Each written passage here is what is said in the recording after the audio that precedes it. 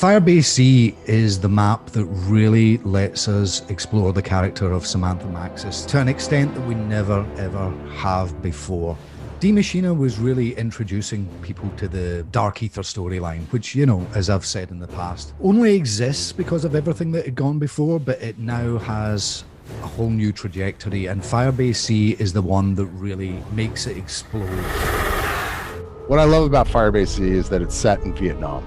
In this all-new experience, we've broken the map up into two locations. The Firebase, which is the facility where scientists and soldiers do experiments and mine the dark ether.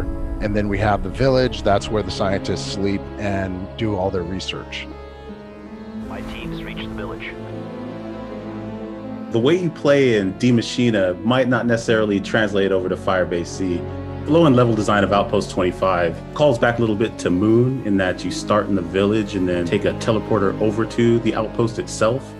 Once you're at the outpost, there's a bit of a central area, a hub, if you will, that players can choose what path they want to go to. They can run around the outside of the map itself and the outer edge.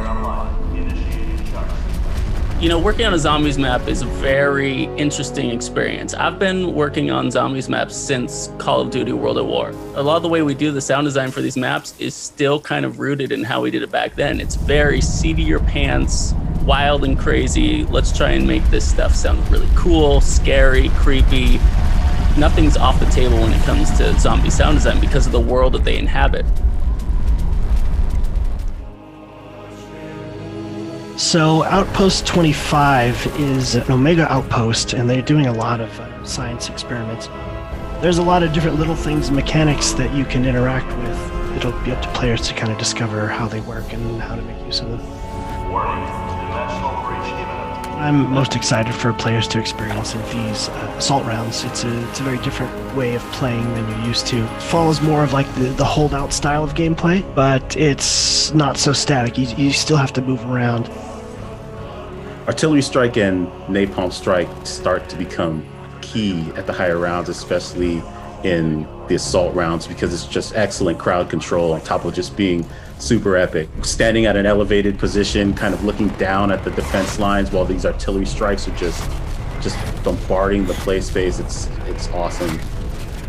When we got together to try to brainstorm ideas for new enemies, you know, there's lots of different ideas that came about. You know, the one we kind of gravitated towards was this idea of the ambush style enemy. The Mimic is tricky. This guy hides out as items, and as you approach them, transforms into this tentacled beast that grabs you, suck you in, bite you. Basically, if you see something sitting around and wonder why nobody picked it up, why is that awesome item still sitting there? It's probably a Mimic. The RAI-K84, or as we like to call it, the Ray-K, is based on an old Russian prototype wonder weapon that never saw the light of day. It's built using parts from an AK-74, married with experimental technology. Maxis' contact will help us infiltrate. Ravenov, are you there? Finally. There is little time to waste. When we started this Dark Ether story, it was kind of daunting in some ways because, you know, a lot of us have been working on zombies since the beginning, and that's where the excitement, particularly with this fresh start and the Dark Ether story, has been kind of reinvigorating for the team. I don't think I've ever felt as excited about post-launch seasons of content as I do this year. I think people are probably, when they get to the end of this, they're going to look back at what we've done and go, I did not see that coming. If any harm comes to her, I will kill you myself.